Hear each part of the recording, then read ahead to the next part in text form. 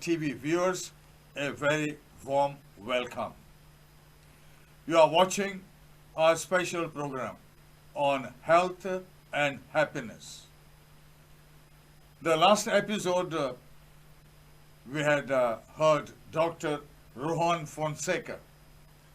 Dr. Rohan is a lifestyle coach for weight management, and his specialty is weight loss goals.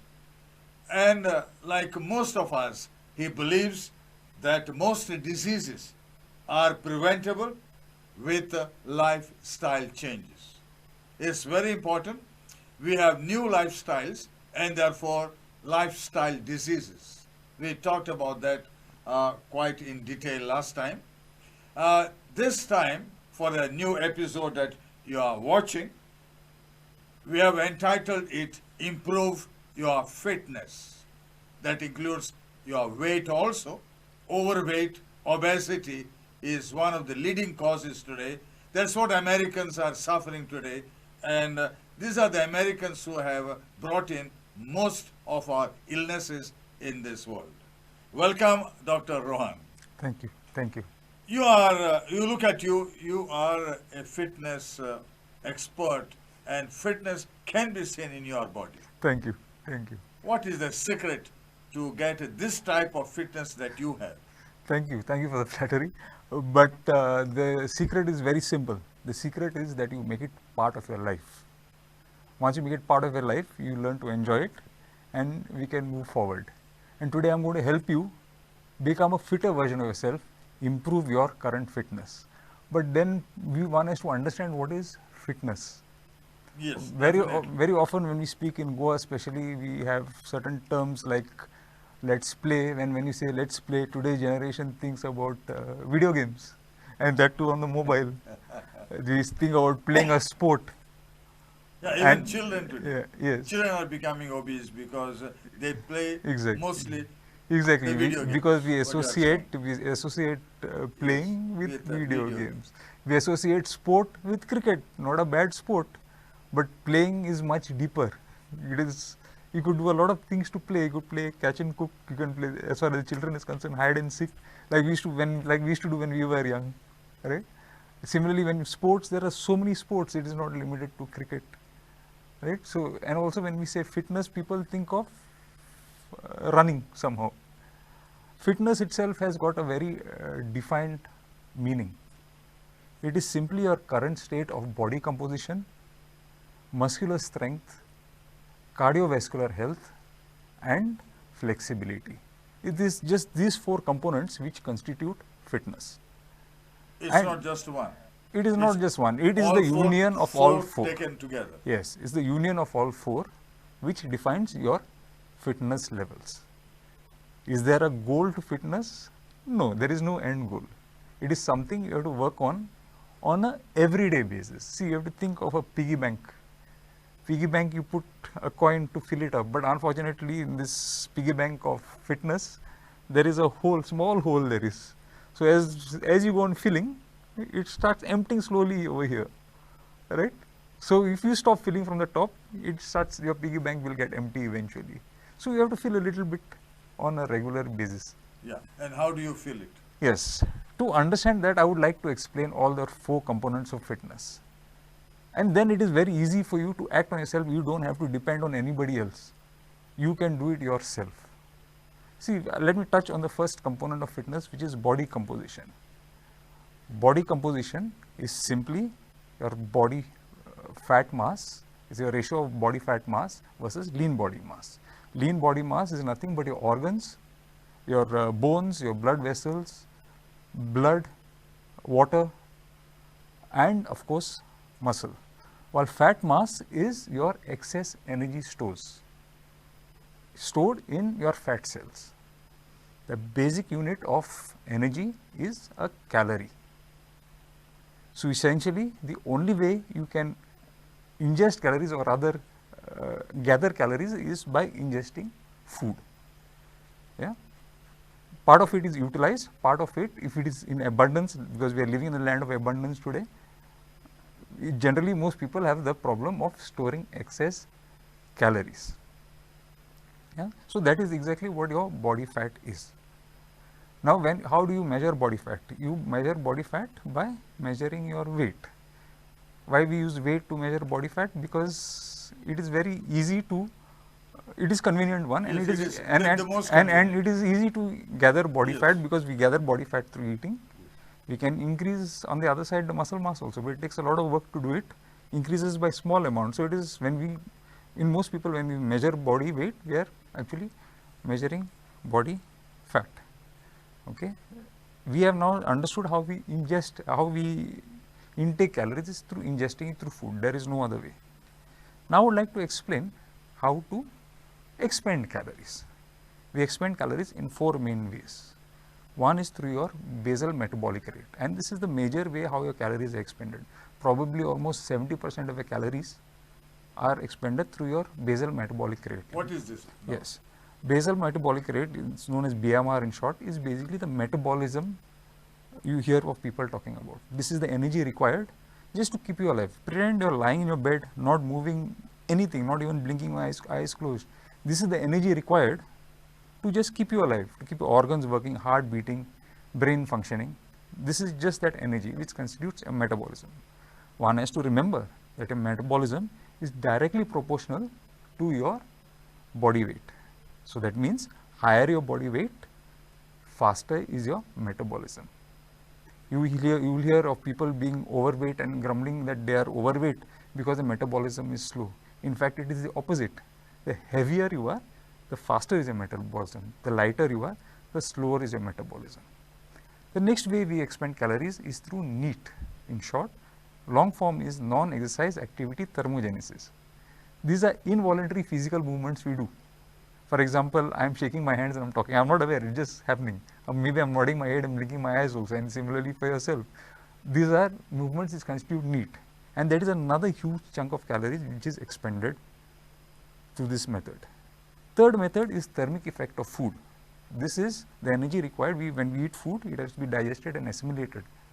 This is the energy required to digest and assimilate that food, which constitute this thermic effect of food.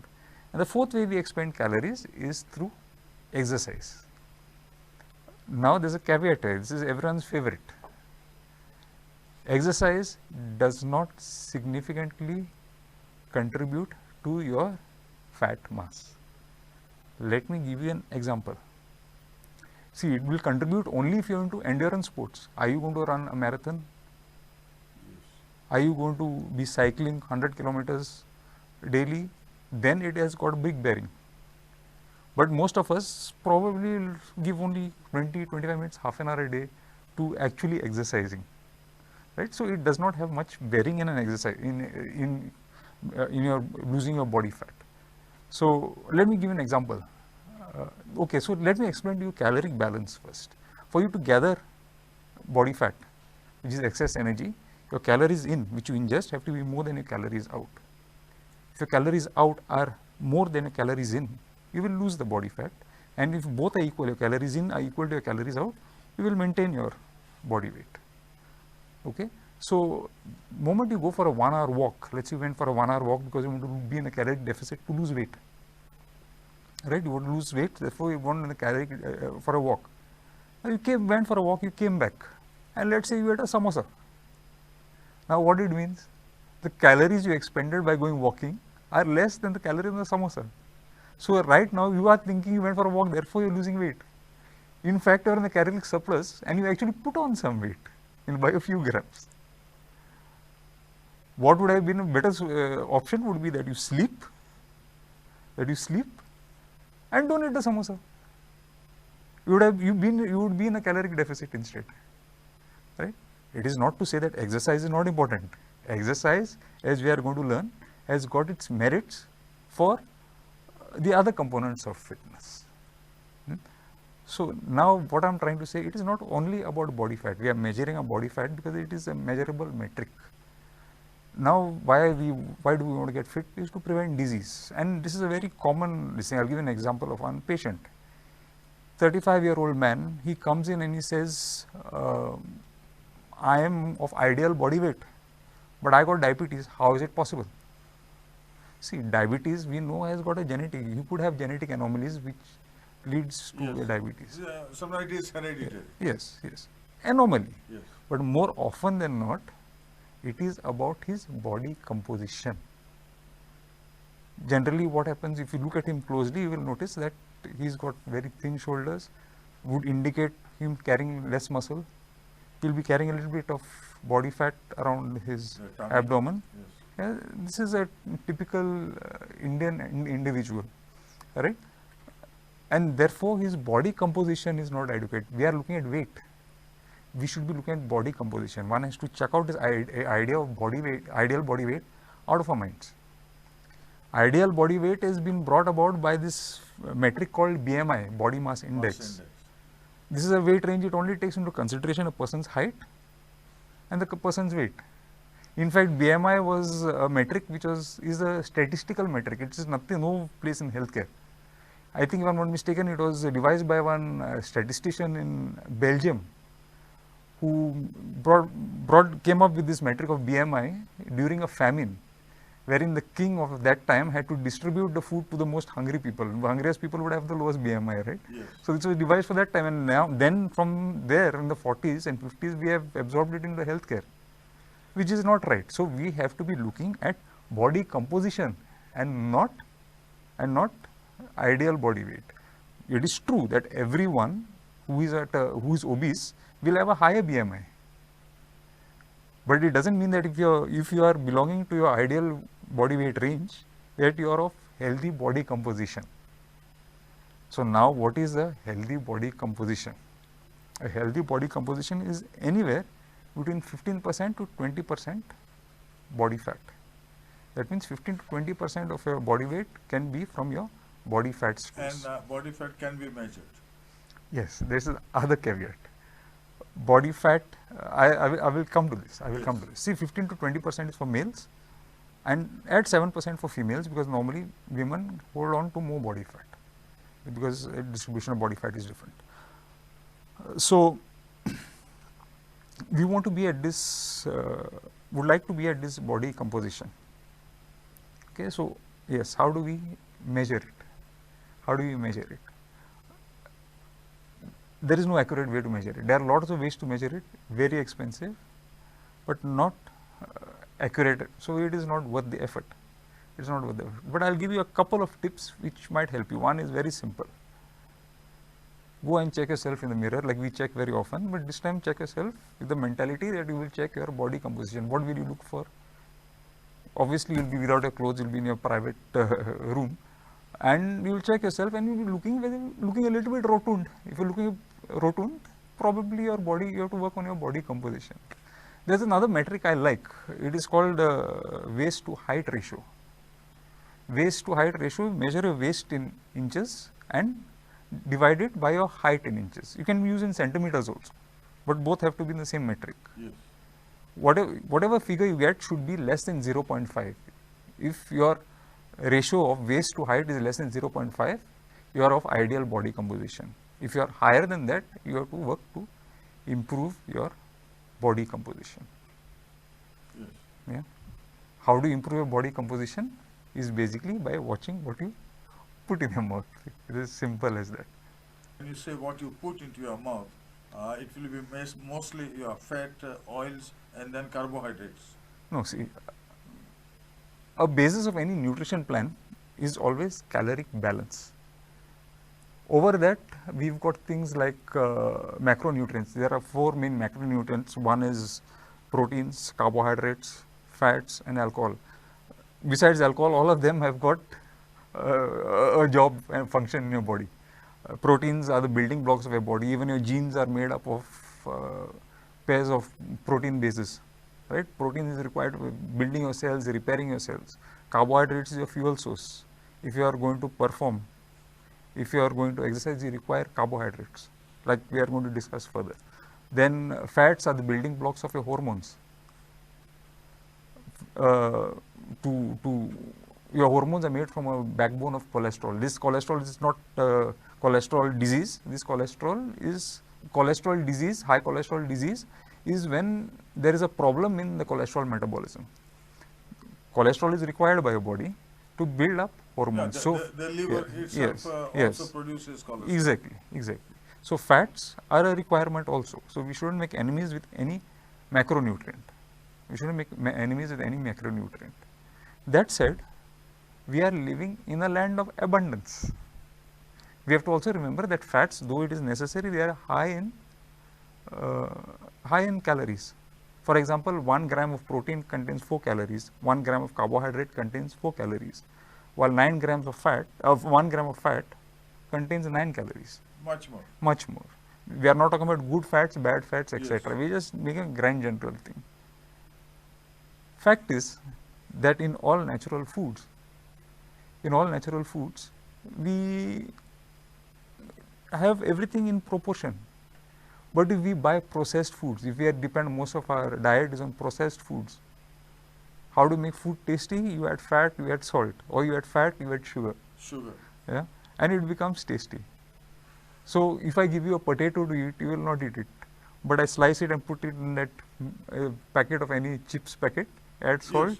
you will finish it in a second. Yes, everybody loves today. Exactly. Finger chips Exactly. or whatever you Exactly. So we have to grand generally minimize the calorie. How do you minimize calorie? Eat more vegetables, eat more protein-rich foods, chicken, fish. Yeah. So, and be more natural. See, when we think about snacks, for example, any 15-year-old boy, you think, okay, he's feeling a little bit hungry. See, also we have to understand hunger is a natural response. We should not be scared of hunger, which is a natural response. But okay, he's feeling hungry and then he decides to munch on something. Yes, but Indian snacks is normally your batatwada, Exactly. your pakoda, Exactly. samosas. Exactly. Exactly. So when you said pakora, samosa, essentially what we are saying, it's a fast food culture. Yes. What is the definition of fast food? Anything which comes to a plate in a second. We say the Americans have fast food culture, but if you look at our traditional snacks, all fast food. Batat vada, you just go don batat vada, Yes. and he'll give you 2 batat vada immediately. Bhajias immediately, right? So samosa immediately. So when we think about snacks, we think about this, or we think about potato chips. But we've got snacks given by God. We never think about it. Fruit is a snack given by God. And you have So- also dry fruits. Yes, yes. Dry fruits again is processed by men, but you get natural fruits which are even, I mean, without being processed, it's even better, no? Yes. Right? So, God has given you snacks, utilize the snacks on God. A good snack would be a good fruit, or any fruit for that Exactly, matter. exactly. Yes. That is one way to minimize calories. One has to take this simple step and one starts minimizing calories and starts improving body composition. Yeah, yeah. So you're talking about diet and you're talking about the nutritional value of Yes, the yes, food. yes, yes, Yeah. yes. But then when you say this, also it needs to be supplemented with exercise, physical exercise. Yes. So now we will talk about the other components of fitness. Yes. We'll start with the muscular strength. What is muscular strength? Muscular strength is the ability of your body to apply force on an external object. Why you would need muscular strength? Imagine in your primitive days you would require it to maybe climb the tree, squat down to pick berries, maybe fight with somebody in your tribe or outside the tribe, maybe build your house, so you have to lift something to build that house. So you require strength for that. Why you require strength today? Maybe to pick a bucket of water without injuring ourselves, maybe able to fix the tube light on top without our hands getting tired in seconds. So it has got a practical approach. Also, there are another couple of interesting things.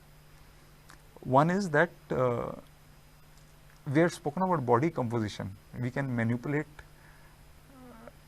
to how we have to reduce body fat, but other side we can also increase muscle mass by a little bit, not by much.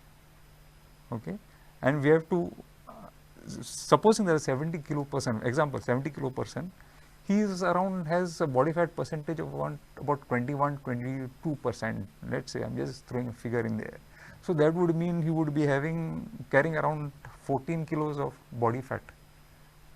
So he is decided to improve his body fat composition, body composition, right? So instead of losing body fat, he has decided to increase his muscle mass. He's decided to put on, by training hard, over a couple of years he's managed to put on 4 kilos. So now he's not 70 kilos anymore. Now he's 74 kilos, but he's not put on any body fat. So what has happened? His body composition has improved by gaining weight. By gaining weight, his body composition has improved. So he's going to get health benefits from it. Also, one has to remember that muscle at rest, 1 kilogram of muscle at rest, for maintenance requires around 13 calories per kilogram per day. For just maintaining that, 1 kilogram of fat requires 7 calories per kilogram per day. So we know that muscle is more metabolically active.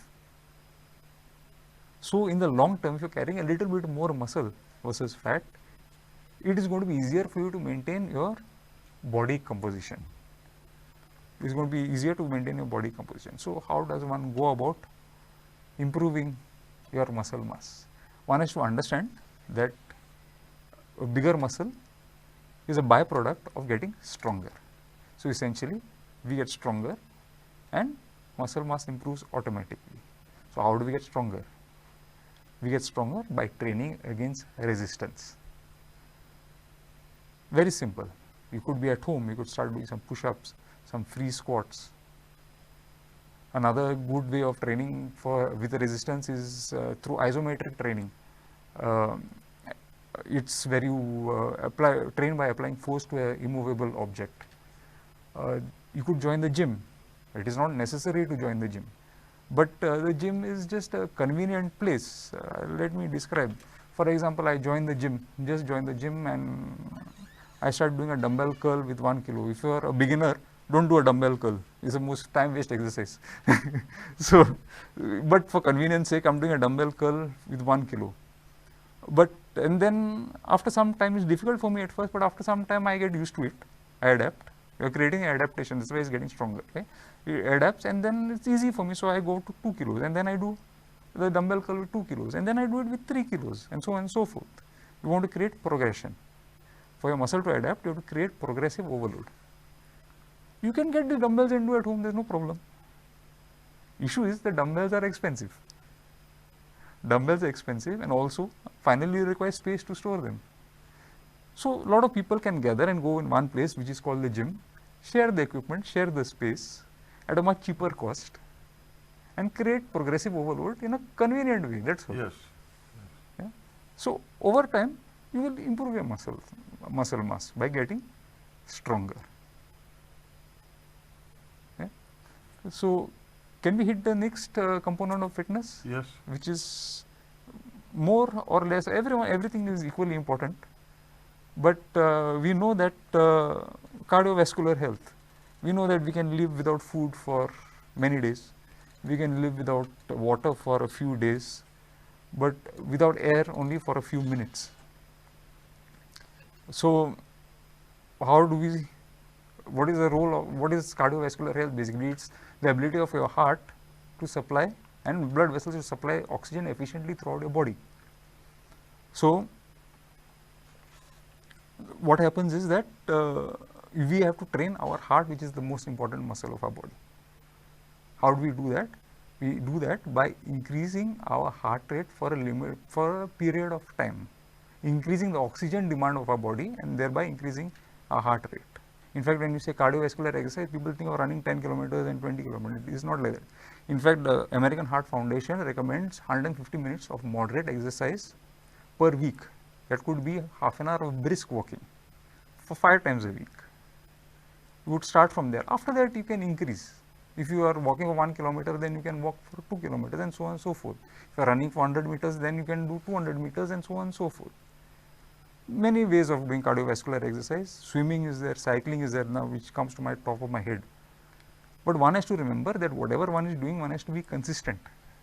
So you have to pick up something that you enjoy, or a mix of match of things. You have to be able to enjoy it, to do it consistently, because doing something every day is more important than doing a lot one day and then taking a break for a month. You can't store it. If you say, I want to do it for a longer period, it is ineffective. It is effective, but then your recovery is going to take a hit. Yes. Your recovery is going to take a hit, and then you are going to have a break for this thing. So a little bit is better than a lot. And also we don't know a person's health background, so it's better you always start slowly. And which leaves us with the last component of fitness, which is flexibility. Flexibility is the ability of your joints to be able to move throughout its entire range of motion. Why we require to be flexible? You would like to sit on the floor and play with your kids or grandkids. You would like to bend down and tie your shoelaces. Yes. This is practical aspects. We train for flexibility by holding your joints at its extended range of motion for a few seconds to a few minutes. Another form of great form of training for flexibility would be yoga, which helps with flexibility a lot. Yeah, that's the 4 components of fitness. Yeah. In short. So I think if one knows exactly how to reduce your body weight, your body mass, do the checks, and then concentrate on the fat level, yes, it's only then that. Essentially, the takeaway is that for longevity, yes, we require to control the calories. Yes. We require to have some kind of cardiovascular exercise, and we require some kind of strengthening exercise. Yes. These are the tenets of longevity. Yes. So basically, it's your heart which is the most important machine to develop all this for a longer and healthier life. Right. Dr. Rohan, thank you very much. Thank you. Thank you for having me. And we hope that we can continue and see what more needs to be done to be little more healthier than what we are today. Especially, they say that with the computers and laptops and the mobiles, there is this culture of sitting disease. And they say sitting disease is Yes. as bad as any other problem. They call that sitting we- the new smoking. Yes, they call it that way. Thank you very much until My we pleasure. come again for the My next pleasure. episode. My pleasure. Bye My bye. pleasure.